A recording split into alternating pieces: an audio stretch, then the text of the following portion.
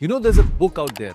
Using the principles of that book, some businesses are growing 9 times faster than S&P 500 companies. The reason that is happening is because using that principle, it just flips the game. Because every month you don't start with a zero revenue in your sheet and then add up more customers. You start with already revenue clogged in. That's why Amazon launched Prime.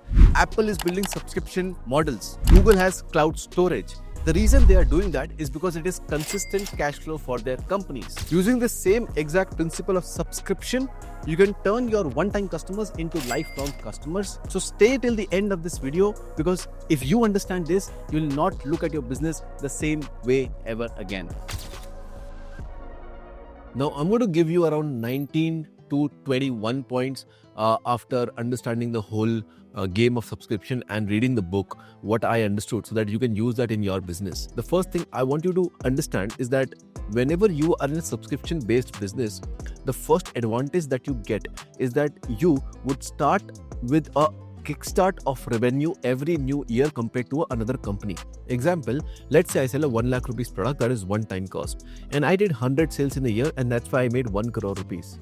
But instead, you charge not 1 lakh rupees one time, but you charge something, let's say 25,000 a quarter. Now, because you are charging 25,000 a quarter, when the next year starts in the January, let's say even 60% people remain, which is out of 100, let's say 60 people remaining, you would have 60 people pay 25,000, and that's the kickstart of revenue you get before anyone else. Now, another company who's doing one-time sales will start January with zero revenue, like fresh revenue.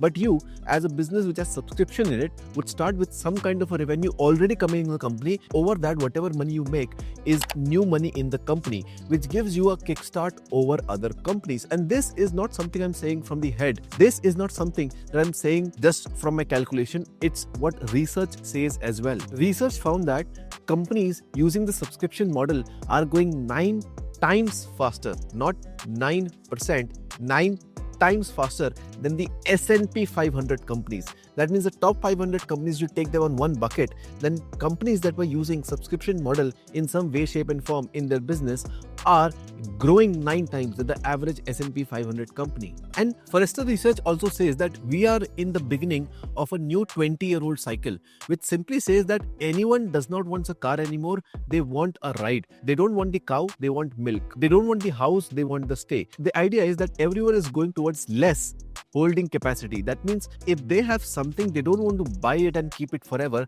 rather use it at that time, pay a subscription fees for that and leave it on that. There are new startups coming in which they are renting out clothes, in which they are renting out places, renting out furnitures. All of the things are renting out. And I see an economy where soon we would have only subscriptions working. Like whenever you want to use it, you get it. Whenever you don't want to use it, you don't get it. I'll give you a very simple example. Let's say you buy an AC and you buy an AC for 40,000 rupees. Now, you would use that AC for 4 months in a year, especially in a place like India, because in the places of summer, you'd use it more, and in winters or monsoons, you will not use it at all. Now, in that case, you are technically using the AC only for 4 months, but you're paying for the whole year, plus maintenance, plus service, all of that cost. So you spend, let's say 40,000 plus 10,000 here and there, 50,000 on the AC. Rather, there's a company that gives you AC on rents. You can like 3 ACs, 1,600 rupees per month each, which is like 4,500 a month. Use them for 4 months. Have 3 ACs in your house. Pay them whatever 6,000-7,000 rupees a month, and you are done. And then you can send the AC back to that company, and the company would be really happy because they made the money. You are happy because you used it. So you need to understand that everyone is going towards more of a culture where they don't want to hold stuff, but they want to use it, pay for it, and then leave it. Like, if you see 100, 200 years back, everyone used to have a cow or a goat or some kind of animal in-house so that they can get milk or some kind of product from that animal. Today, nobody owns a cow. Rather, one person owns 1,000 cows, gets milk, distributes to everyone, you subscribe for milk, you get milk at your home, and your work is done. That is a better way of operating, an efficient way of operating, rather than having the cow at your home. And similarly, for cars, for furniture, for your gadgets, anything that you will have, I see economy where soon you will have all of this subscribed. What happens with the subscription economy is also that companies who are using the subscription model get more data than any other company. When you get, let's say, Amazon Prime or something that you're subscribing for let's say every month you would pay for it, what you are telling to that particular company is that you are a loyal customer and you would continue shopping with them more and more. So when you take Prime, Now, chances of you using Flipkart, Snapdeal, Myntra, or anything else goes less because you have subscribed to their, monthly package. Number one. Number two, anything you want to order, you will order from Amazon, which is more money for Amazon from the same customer. And number three, you know that because you're a Prime customer, you would get more benefits, you would get faster delivery and whatever. So Amazon was a product company, it introduced subscription and now is generating revenue from this and the products while increasing the loyalty of the customer in long term and increasing the overall LTV of the customer. You see recently Zomato launched Zomato Gold, which is nothing but again subscription. All the top companies are right now understanding how they can introduce subscription into their business, and that's why I love agency businesses, because you are having subscription every single month of high ticket. Like let's say you charge 1 lakh a month and you have 12 clients, you're getting paid 12 lakhs a month every single month. And even if you don't get any customers and you're good at your work, you'll continue to make 12 lakhs a month. And if you have 50% profits on that, you put 6 lakhs in your pocket every single month. Now, one of the reasons the subscription thing does not work in India very well is because the payment processing side of it has not been solved really well. That's why in India it's a little hard to get subscriptions out. Plus, the Indian mentality is more over that how can I pay one time and not pay again and again. But I think that is changing. We are going to the Western side culture, which is having credit cards, having EMIs, having multiple payments every month cut for the purchase that you did before that. And right now, if I tell you in America, the data is that every American on an average holds around 3 credit cards. That means there is more and more softwares, there's more and more options of having subscription based businesses in the West. A lot of people also run fraudulent activities with subscription economy, where they charge like say $1-2 just for a free trial or a paid trial, and then they keep on billing the customer small amounts while the customer is not knowing it because it's subscribed, which I think you should not do. You should create a service that people have need and desire for and want to subscribe for the long term. That means every month they want to pay more and more to you for the service you provide, and that way you compound your customers really fast. Because if you have 4 customers the first month, then the next month if you get 4 more, now you don't have 4 customers, now you have 8 customers, because the last month 4 would also add up. So you keep on compounding like that, and growing a business like that is really easy, especially if you can productize your service. If you are giving a service, it becomes hard is because the quality of service goes down as you scale. So you have 10 clients, you can service them easily. Now you get 100, it might become difficult and the quality might go down. So that's why it becomes a problem. But if you can productize your service, it just works out like a charm. I did this experiment around 8 months ago. At that time, like AI agents just came. We made something called as Gita GPT, in which what we did was took all Gita material from everywhere, videos, PDFs, everything, put that into GPT, create a bot, which is you can ask your question to Lord Krishna directly. And we used to sell that in the West. It worked out really well. And you would not believe, but people used to pay $19 a month, $29 a month for a thing like that. And I don't need to do any work. I just need to give them the bot access and I'm done. Nothing else is needed. And it just worked out like charm. Now it is much more easier to make all of that stuff. So we have stopped the product. But the idea is you can make something like this. And if you can productize that service, you can make immense amount of money in a very short period of time. If I'm not wrong, I think we made around 32,000 dirhams AED, which is in Dubai currency. You can calculate it in INR, multiply that over 24. But I think we made that kind of amount with just one product giving out in the West. And my team will attach a screenshot for that just for your clarity. One more stat that said was that roughly 2/3 of Americans have subscribed to a streaming service right now. 2/3 of the population is using some kind of a streaming service. It can be Netflix, it can be Amazon, it can be anything. But 2/3 of them are using some of that, which tells us that there is a huge opportunity in India right now, because we have not even reached, I think, 1/10 of it. So if there's 120 crore people in India, and we have not even touched 12 crore people who are using that kind of service, there's a huge market left that you can tap into. Right now, you'll see a lot of OTT platforms. There are regional OTT platforms are coming out. A lot of platforms that are, short series are coming out. I've invested in one of the companies around 2 crore rupees 2 years back, 1.5 years back. That company at that time was doing, I think, 50 lakhs, 60 lakhs per month revenue. They pivoted to this model of making, short series and all of that part. And I think right now they've crossed 6 crores per month revenue per month. And that's subscribed. That means every 3 months, every 2 months, every month, it would again come, it would again come, it would again come.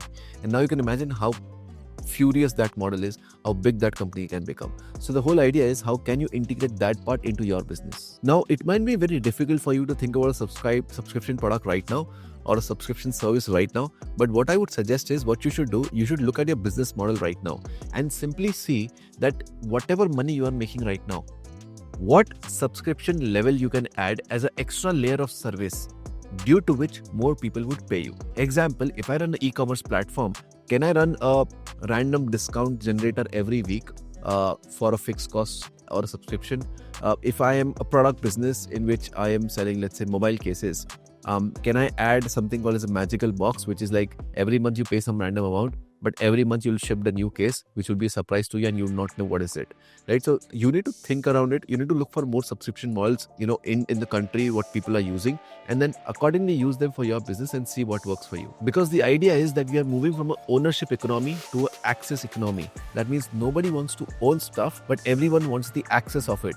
You don't want to own the club, you don't want to own the car, you don't want to own the TV, you don't want to own the latest gadget, you don't want to own the agency, you don't want to own the media buyer, you want to have access to them. That means when you want help of it, when you want to use that particular thing, you can get access to it and you can use it. And that is only possible in a subscription based economy. You need to also understand that when you're building a subscription product or subscription service, in the start your cost might be high, right? So you might see a graph like this in which your cost is rising, and then you'll see a plateau point. This plateau point is now no matter how many customers come, it's the same amount of cost you will pay, right? So example, let's say you hired 2 designers, 3 video editors, XYZ, but you capped to the level of what cost you have. And this capping, you know that now I can handle 50, 60 or even 100 clients easily with this kind of a team. After this point, either it will stabilize or either this would go down. So the above model of cost would look something like this, while the below model of revenue would look something like this, right? So in the start, you will make a lot of money because you have sold to a lot of customers and now they're subscribed. So you make a lot of money, but it's very hard to sell subscription because you want to convince someone to, give you money every month. And that's why your revenue would not look really good in the start. But as it takes off, as you get more and more customers, you would see a below graph like this and an above graph like this, which makes a fish model. It looks like a fish, where the cost will come at a point where it will dip down and the revenue will exponentially scale with that. And this break-even point that you get is the point of inflection. That means the moment these two lines cross and you see another wave going out, this is where the real money is made. This is where the real profits are made because your costs are same, but you can get n number of customers and still service them and make money. And you need to understand that everyone has now understood the difference between an asset and a liability. Everyone knows that if I'm buying a 50,000 rupees AC, it's a liability. If I'm buying a 50,000 rupees TV, it's a liability. If I'm buying a 80,000 rupees PS5, it is a liability. And that's why everyone wants access and not ownership. And there are companies who are making money on just this model. Example, there's a company I think called SolarCity, which has converted electricity bills into electricity checks. That means now you would not be paying every month electricity bill, but rather you would be getting every month checks of electricity. So you put solar panels across your house and let's say you use 300 units, but the solar thing produces 400 units, example, then you save 100 units. And this 100 units you can give to someone else and make money on that. Or the company can buy from you the 100 units and pay you money on that.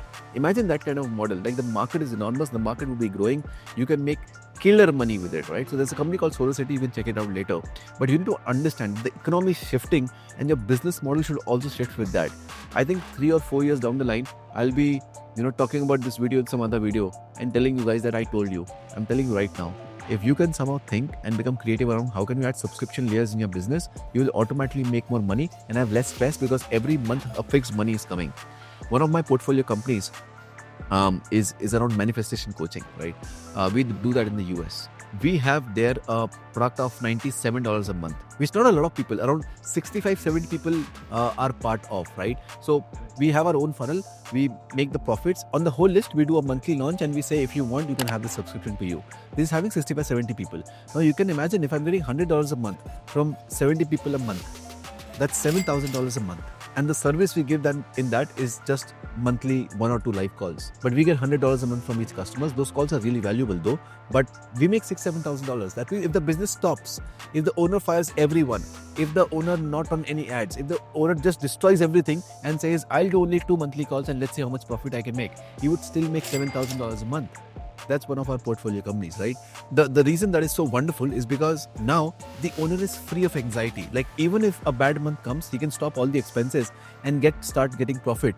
from the same customers because they subscribed for a long-term game. So if you're thinking for yourself, Himanshu, how should I apply this in my business? Like, what's the way to think around it?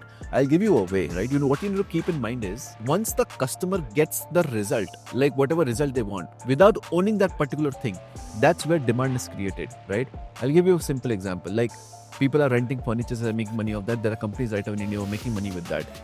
What are they doing? They're giving the result, which is good furniture across the room, right? Without having ownership. Then that's where money is made, right? You rent a studio. You don't buy a studio for a shoot. You rent a studio for a shoot. Why? Because buying would take a lot of money, capital, infrastructure, time, stress, all of that. Renting is, I'll pay 5,000 rupees, use the studio for the whole day and I'm done, right? So the idea is you need to think what your customer wants to get result on. To get a particular result, they need to own something.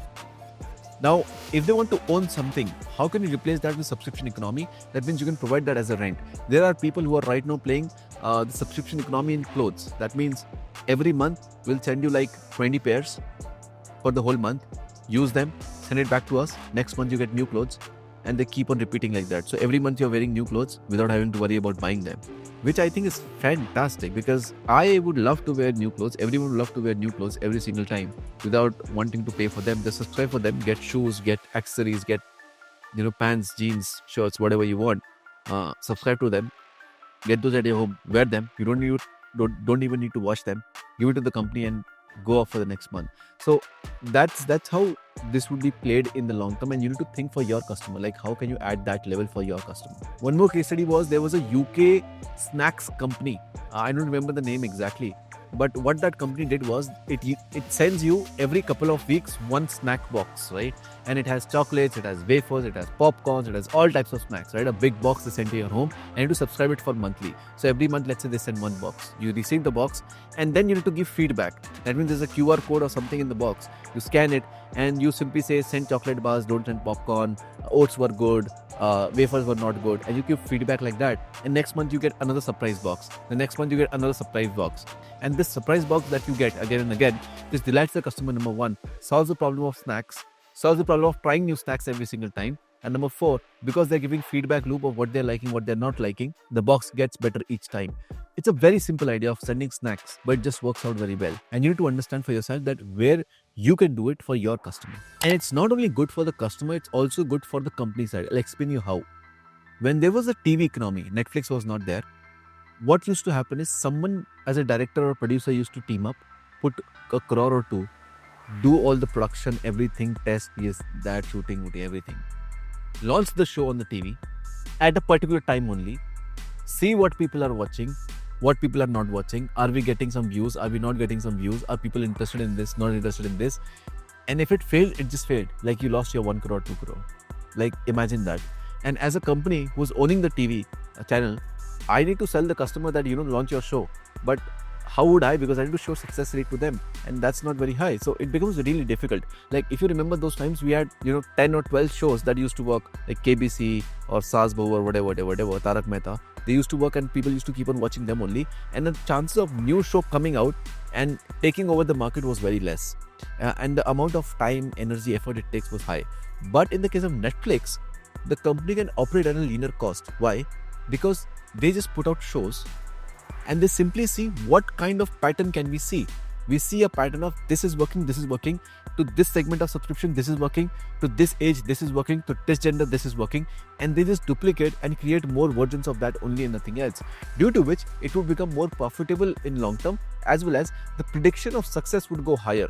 So Netflix can buy out people much more easier than the TV channel owner, and Netflix can grow much more faster than the TV channel owner. Two reasons. Number one, the TV channel owner is not getting paid. Tata Sky or whatever the setup box is getting paid, and they get cut out of that or whatever advertisement money they make.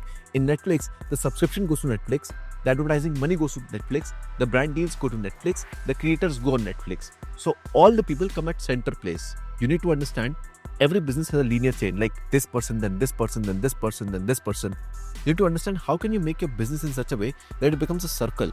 That means all the parts are attached to you only. And this is what I did in IC, due to which we were able to eliminate the competition in just 4 years, like from scratch. I'll tell you what we did. This is how a linear economy of a coach looks like, right? Like the customer I was trying to serve. The coach comes, the first thing they want is knowledge. Perfect.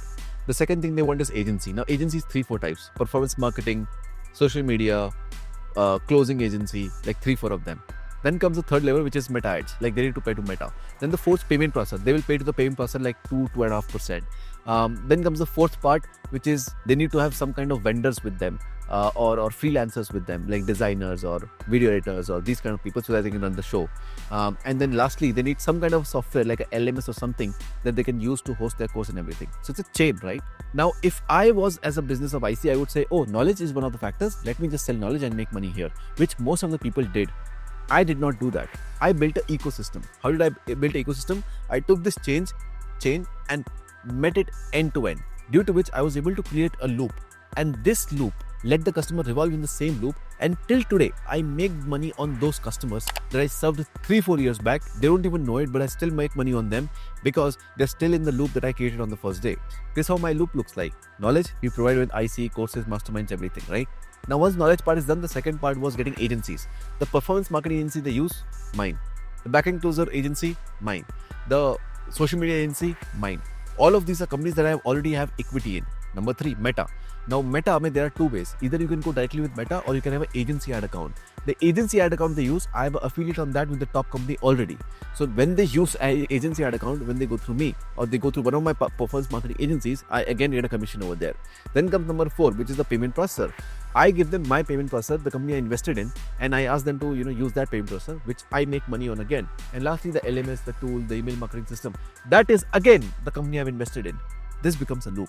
That means every customer that comes is not paying me money at one place, but paying me money throughout the chain of as a coach. And the bigger they become as a coach, the more money I make of them. Like if a coach gets to a 1 crore revenue per month, I would make just 2.5 lakhs on them because 2.5% payment processor fees. The company would make 2.5 lakhs on them and I would get a certain percentage of it, even if I'm not helping the coach anymore. The idea is in your business, there's a linear chain. You need to first identify the linear chain. 99% of business owners don't even understand the linear chain properly of the business. First, understand the linear chain. Once you've understood it, mark down the points, then start collaborating with everyone in the chain, from top of the food chain to below of the food chain. Like in our industry, the top of the food chain is Meta. Like you'll pay anywhere or not, but you'll pay Meta or YouTube, whatever, ads. So on the top of the food chain is Meta and the bottom of the food chain is someone, right? So you need to make the whole food chain and then connect it like this in a circular manner and then see how can you own the ecosystem. Because if you own the ecosystem, you'll make the most amount of money. And now the last part of this chain that I figured out later was having faculties. What you need to understand is like, what is an academy doing? What is Physics Wala doing? Well, they are doing nothing. They're having this whole chain only. The last part is having faculties. That means have the best teachers with you, teach to all the people that you have. If you can create the best teachers model where they have organic distribution, where they have reach, and you can build that kind of a model, you would be really rich. And then I was like, okay, the last piece is missing, which was owe it. And how can I get equity in most of the companies so that we own the ecosystem on company level as well, not on just our circumference, but circumference of the circumference. And how can we own the whole ecosystem so that we just keep on building this business bigger and bigger while other people struggle to make sales. Normally, you would see that a product is priced by saying that, there's a product cost, which is this much, how much we make it for, and this is our desired profit. So a product we make is for 10 rupees and we want 2 rupees profit, so we'll sell it for 12 rupees. Like that's how the idea is, right? And they add some 3-4 rupees for miscellaneous marketing this cost and they sell for 15. That's what the idea is. In a subscription economy, there are 2 things that happen wonderfully. Number 1, if that product will be used for a year, the 15 rupees product for a year, you can divide that by 12 or 10 and simply make the price 1.5 rupees, due to which you unlock a bigger TAM, a bigger market for yourself, because your average customer retains for 10 months. If they pay 1.5 rupees for 10 months, you'll automatically make 15 rupees. If they're making 15 at once, it's good. If not, you can go to a bigger market by just making it 1.5 per month. That's point number 1. Point number 2 is, in the subscription part, you will not charge for the product, rather you charge for the outcome, because you know that the cost to make that product was anyways 10 rupees of yours. So you can't sell it for 1.5, but you can sell the outcome that product generates for 1.5 rupees every month and do it for 10 months straight. And you know that your 8th, 9th, 10th month is the real profit that comes. And that's why you need to become a product value, service value focused company so that people retain. Because in subscription, it's not about how good you sell, it's about how good you deliver.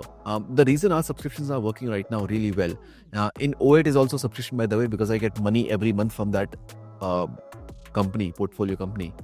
So the idea is delivery, because if I, let's say, get some equity in the company, but I'm not adding any value or the business is not growing, there was no point of putting me money or time or energy into that business, because now a waste, because that business is not growing.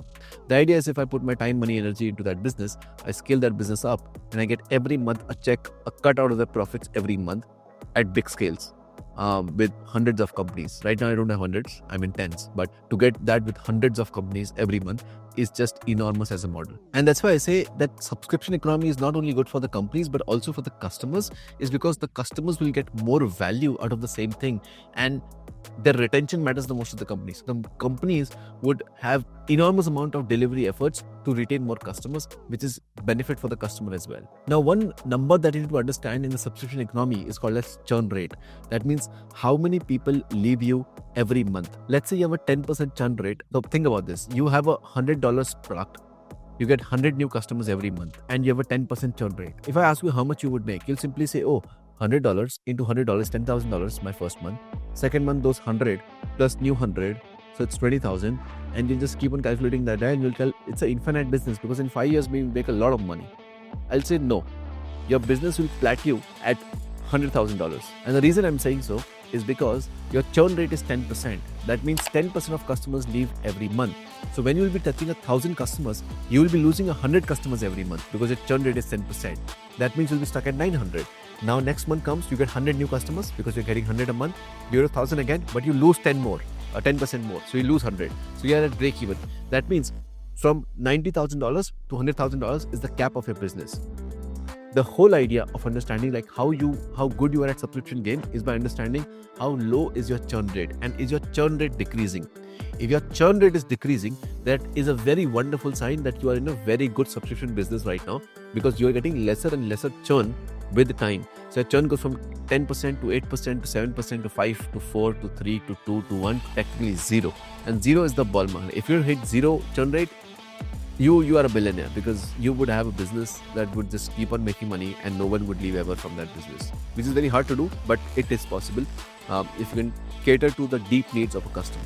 So here's the thing, right? You understood these all parts. I want you to take notes in detail and then create kind of a subscription plan that you can sell to the marketplace, and let me know in the comments like what have you thought of, so that I can give you feedback on that. Do your own research, go to internet, go to chat GPT, find more subscription businesses, find unique subscription businesses and see what you can put out in front of your customers to make more money. Because I'm telling you, if subscription is there in your business, you would continue to make money even if everything stops. So I hope you got value from this, and this was an eye-opener video for you. What I want you to do is comment down below which was your favorite part, what business you're going to start or add on into your business in the subscription form. And lastly, share this with a friend who's struggling to make money and can use the subscription format in his business to make more money. And lastly, subscribe to the channel. It takes a lot of effort to make videos like this. I would know that you want more of this content only when you subscribe. So click the subscribe button below and I'll see you in the next one.